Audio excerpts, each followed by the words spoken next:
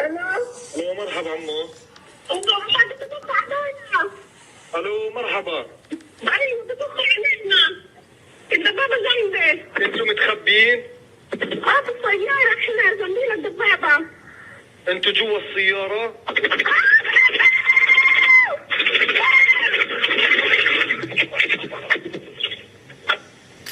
You have the floor.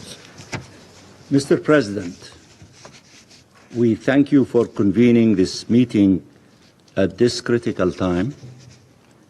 We also express our thanks to Special Coordinator Sigrid Kaag for her presentation and efforts, and Daniel Levy for his important briefing. We also acknowledge the presence and testimony of Noah Argamani and echo her calls for honoring the ceasefire. Mr. President, Israel's plan is clear in Gaza, in East Jerusalem, and in the rest of the West Bank. Get rid of Palestinian demography to seize Palestinian geography. It has this recurrent dream that it will end this conflict through the disappearance of the Palestinian people. That will never happen. It will not happen. We have often repeated, there is not a people too many in the Middle East. There is an independent state missing. The failed recipes of the past will never deliver a different future. Our history is filled with wars that Israel promised will be decisive, and they were not. Of mass forcible displacement that was supposed to end the Palestine question, and it did not. The idea that more injustice, more brutality, more oppression would lead to peace is madness. The idea that more killing, more maiming, more displacing will bring security is delusional. There is no military solution to this conflict, only a political one. As we sit here and speak, on the ground, Israel is trying to make sure that political solution, the only one that leads to peace, is not viable anymore. It is destroying the two-state solution in the hope to make its unlawful annexation of Palestinian land permanent. It continues entertaining the idea of emptying the Gaza Strip of its people through so-called voluntary migration, the code name for mass forcible displacement. It is conducting a large-scale military assault against the Palestinian people in the West Bank, notably against refugee camps, which has led to the largest displacement of Palestinian population there since 1967, with over 40,000 Palestinians displaced, and now stating it will not allow their return and intends to stay there for a year. While the Arab world are trying to find a way out of the hell Israel left behind in Gaza, Israel is unleashing hell in the West Bank. When we speak of the utter and wanton destruction of Gaza, of human tragedy and people's ordeal, of the devastation, of how Gaza was made unlivable, let us not forget Israel's responsibility as it deliberately spread destruction across all of Gaza with the very purpose of making it unlivable. Mr. President, there is only one way forward. Preserve the ceasefire in Gaza and ensure its full implementation in line with Council Resolution 2735, and end the escalation and aggression in the West Bank, leading to a permanent cessation of hostility. Ceasefire has to be permanent. Reconstruction of Gaza while its people remain in Gaza and while they participate and benefit from such reconstruction. The Palestinian government assumes its full responsibilities throughout the OPT and should be enabled and supported in this endeavor. A cessation of all the policies that entrench the occupation and conflict instead of ending them. Ending the occupation, achieving the independence of the State of Palestine, and implementing the two-state solution. Mr. President, enough bloodshed, enough agony, enough suffering. Let me repeat that. Enough bloodshed, enough agony, enough suffering. Israel has killed at least 50,000 Palestinians, maimed, displaced, arbitrarily arrested, tortured, and caused suffering for millions of Palestinians. Our children have been killed, amputated, orphaned, displaced, traumatized. This has to stop. It has to stop. We have seen in recent days another attempt by the Israeli government at dehumanizing the Palestinian people as a whole and at justifying the killing of our children. There can be no justification for harming children, for harming all children from everywhere. Israel killed thousands of Palestinian children, often in atrocious conditions. Liane Hamada, 15 years old, was with her mother, father, her 3 siblings, and her cousin in a car, evacuating from Gaza City in the morning. She called emergency services after her parents and her siblings were shot dead. And I quote, "They are shooting at us," she screamed. "They are shooting at us. The tank is next to me. We are inside the car, and the tank is next to us." الو مرحبا عمو. الو مرحبا. انتوا متخبيين؟ في السيارة احنا جنبينا الدبابة.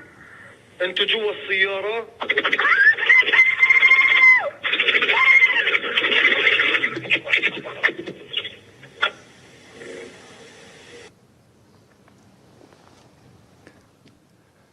Here is the recording as you heard it, her call.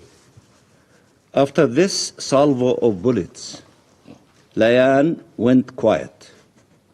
A few moments later, her 6-year-old cousin, Hind Rajab, picked up the phone. Let me show you her picture.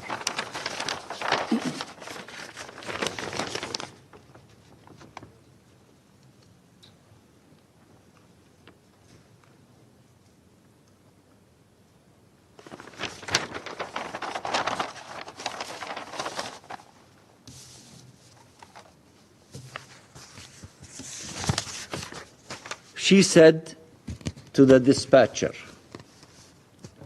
"They are dead. I am in the car. The tank is next to me. It is moving. It is very, very close and moving. Talk to me.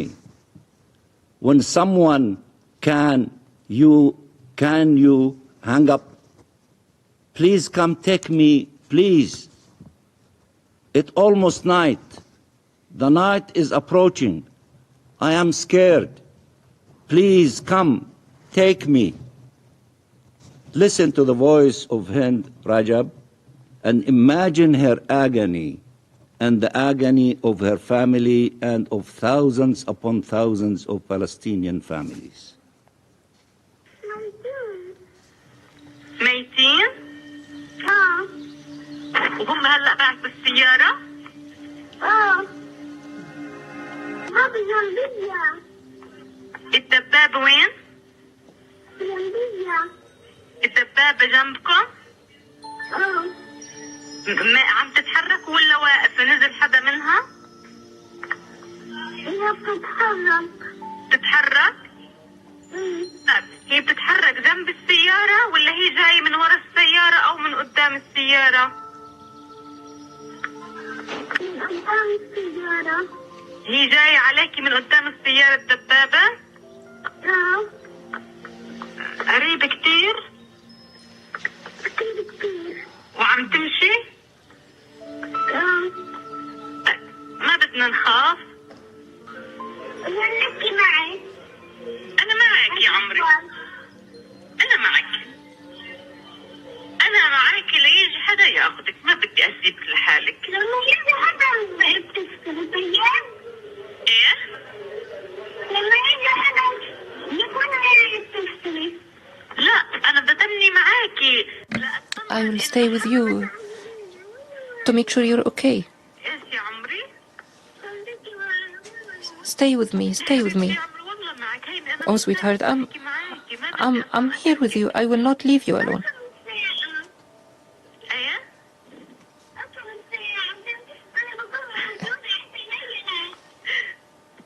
إيش؟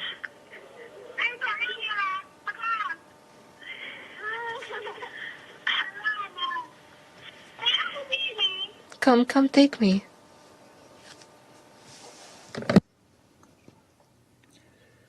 The dispatcher stayed on the phone with her, trying to reassure her, God will protect us, playing counting games. The Palestinian Red Crescent sent an ambulance with 2 emergency respondents, Yusuf Zino and Ahmed Al-Madhoun, to rescue her. They never made it. It took 12 days till rescue teams were able to reach the area. They found the 2 members of the rescue team dead, and they found Hind, her aunt, her uncle, her 4 cousins, all dead. Our children deserve compassion and solidarity. They deserve compassion and solidarity.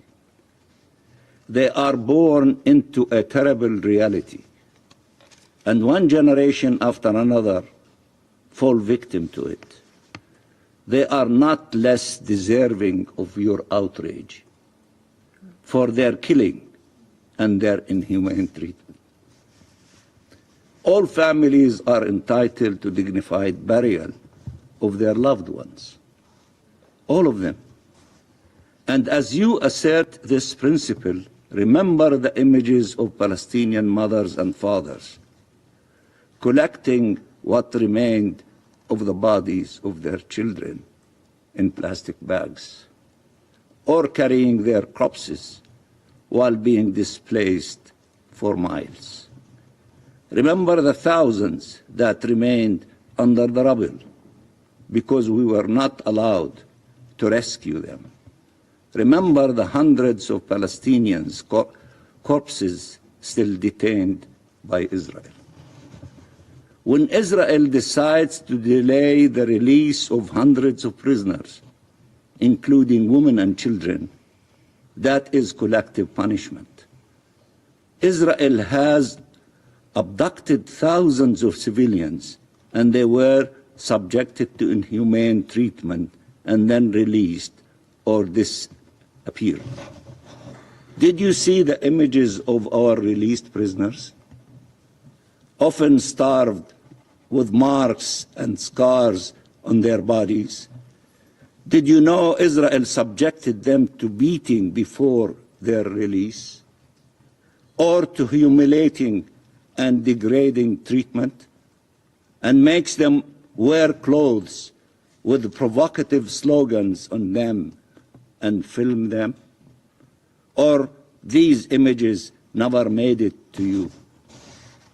Have you seen them? I'm sure you did.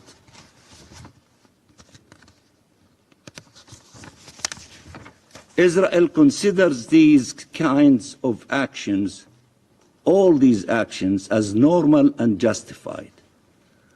Aren't all Palestinians presumed guilty by Israel? Do you?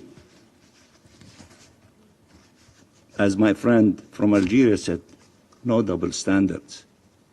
If you care about humanities and international law, don't exclude the Palestinians. Be fair. Deal with everyone, especially the children. Be fair. Justice does not serve only one group of people and ignore other children. It serves all of them. It is always strange to see Israeli officials who have called for and justified genocide speak of the need for de-radicalization. The most extremist views are out there in the public sphere, including that Palestinians do not exist or do not deserve to exist, that raping and torturing prisoners is justified, that starving Palestinian civilians is morally justified, that all our children are guilty. And these are not only theoretical views. Israel is acting upon them. And if it is the one committing the action, it is no longer barbarism. To the contrary, it is the only to safeguard civilization. This is a narrative that countries in these halls know well, a narrative to justify the oppression of entire nations. Mr. President, what we need is not more violence. It is to break the cycle of violence. That's what we need. We can always find justification for revenge, but will it ever solve the problem? We owe it to our peoples, to our children, to end this conflict, not find reasons to continue perpetuating it. All children deserve to live in freedom and dignity and security. All children. We have repeated many times how important it was to be consistent. The rules of humanity and legality do not change with nationality, religion, or race. Human dignity should always be preserved, and civilians should always be protected, not killed, not paraded, not ill-treated. The sanctity of human life should be respected, and the respect owed to the dead should be honored. We reject all actions that run counter to these principles. As we ask you to know the stories of our children and to remember their names, we offer our condolences to the Bibas family. Nothing justifies what happened to Kfer and Ariel Bibas or their mother, Sherry. They should have been safe in their homes with their families, as our children should be safe in their home with their family. Challenge those to repeat the sentiment of humanity that we have, if they have any of it. We are collectively failing them, failing to offer the protection they deserve, failing to stop the suffering, failing to offer a different future. In Gaza, the loss of children and the loss experienced by children can barely be grasped. What they need now is not further uncertainty, but the knowledge that the world will be by their side.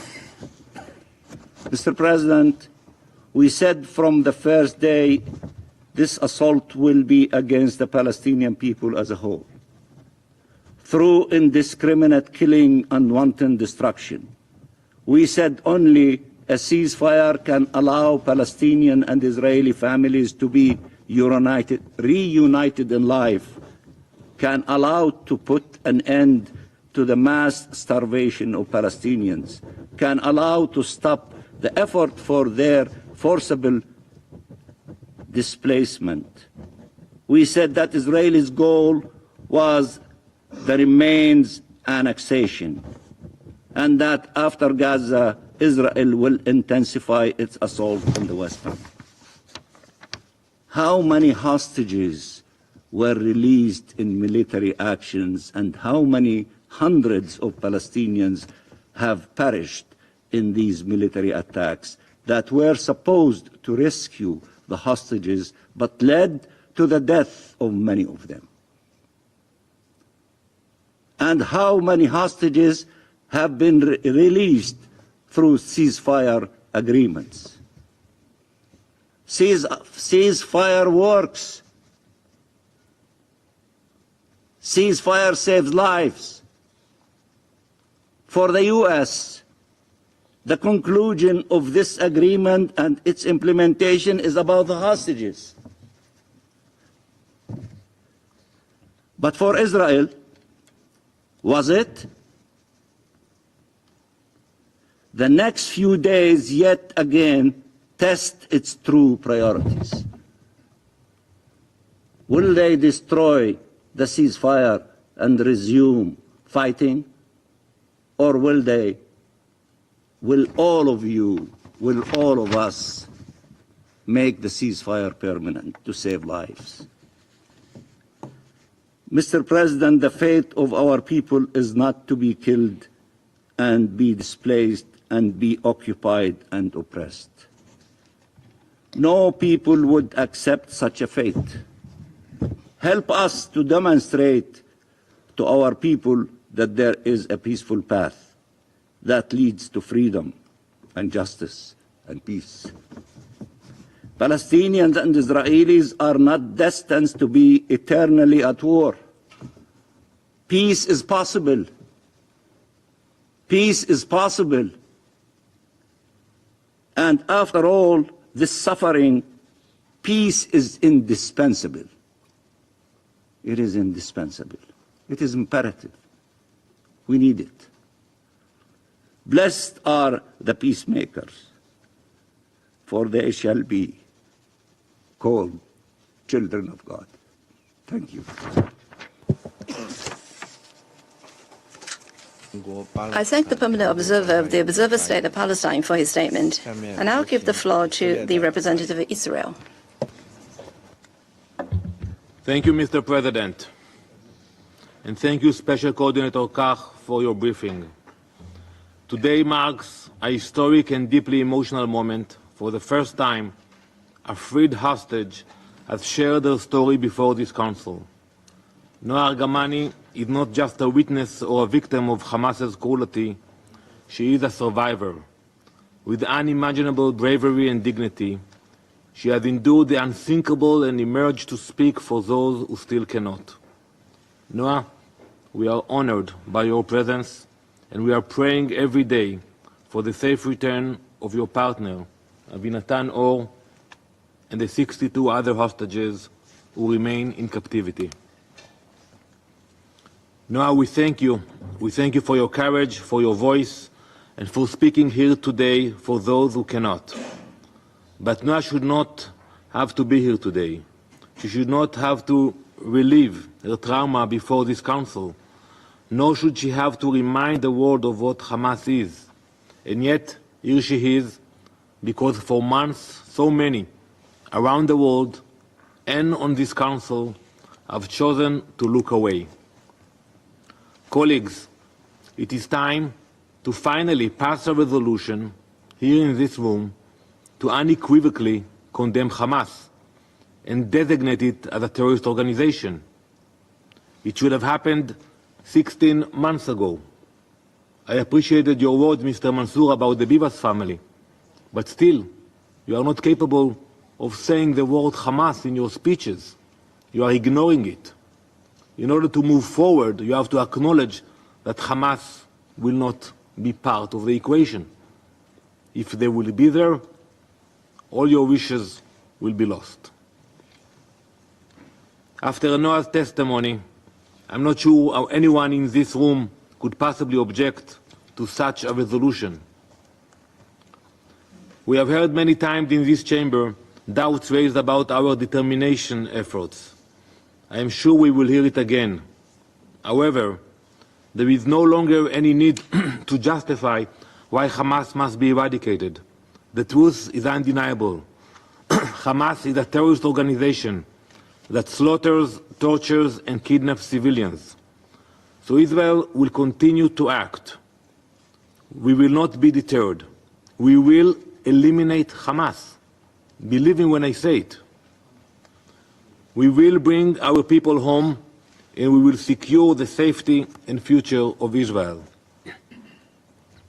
Today, when you look at Noah sitting here in this chamber, remember the story behind the face you saw on that motorcycle.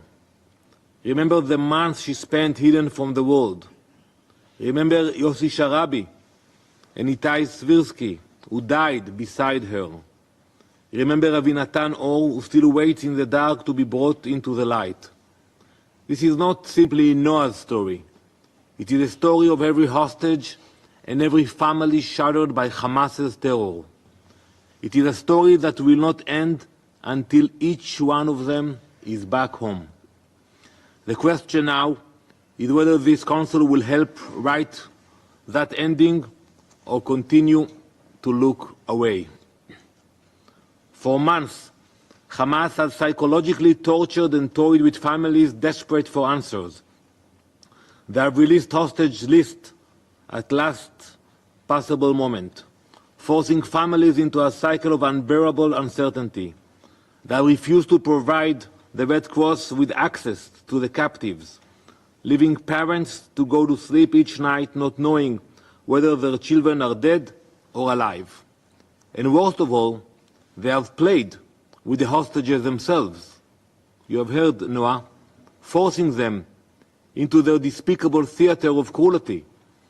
Every time hostages are released, Hamas stages a sickening and vile ceremony designed to prolong the suffering of those still held captive.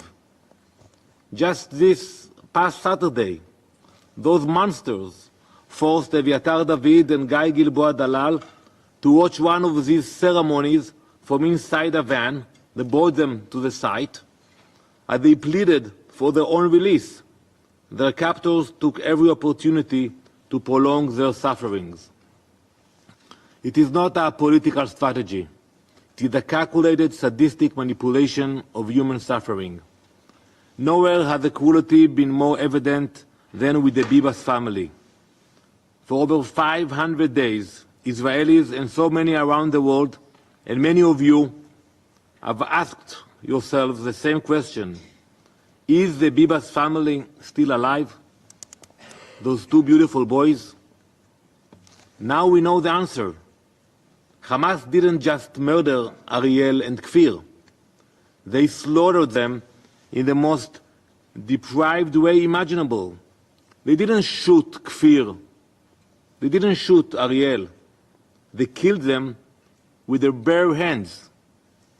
These monsters looked into the eyes of a 9-month-old baby and his 4-year-old brother and strangled, beat, twisted, and shattered them with their hands. One would imagine that there is nothing more sickening than this atrocity. Somehow there is.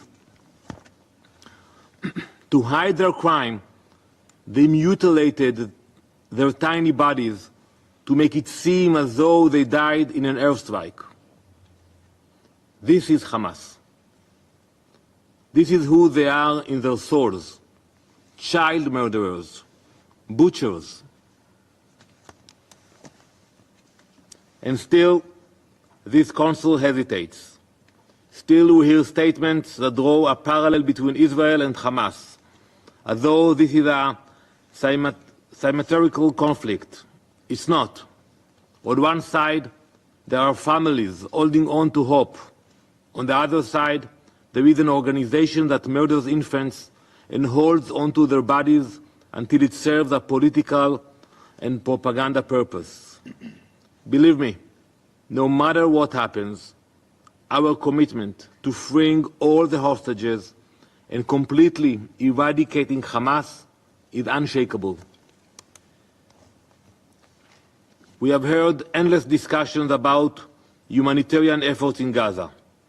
You are all aware of the thousands of trucks entering Gaza every week, thousands, delivering aid. You have also all seen the videos, those grotesque parades during the release of the hostages and the return of their bodies. And in those very videos, the truth is clear. There is no starvation among Hamas, nor among the civilian population. The only starved people in Gaza are the hostages. We have seen their emaciated faces, their frail bodies, the undeniable evidence of months of deprivation.